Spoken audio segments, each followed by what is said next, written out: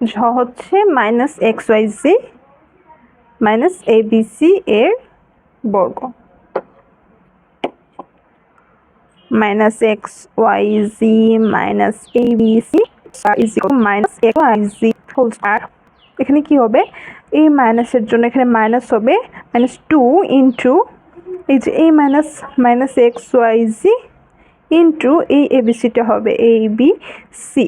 আর আমরা তো জানি a minus b whole square is equals to a square minus two a b plus b square. তাহলে এখানে কি হবে প্লাস, এখানে আমাদের এটা হচ্ছে বি মানে A B C whole square. বুঝতে পেরেছ? এটা আমরা পুরাটা এ ধরছি আর এটা হচ্ছে বি, আর এখানে কিন্তু মাইনাস আছে।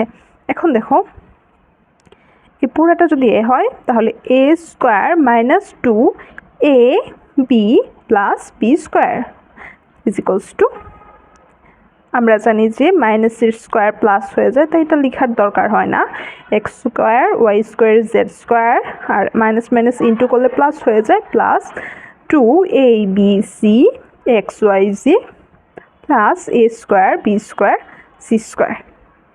অ্যান্সার।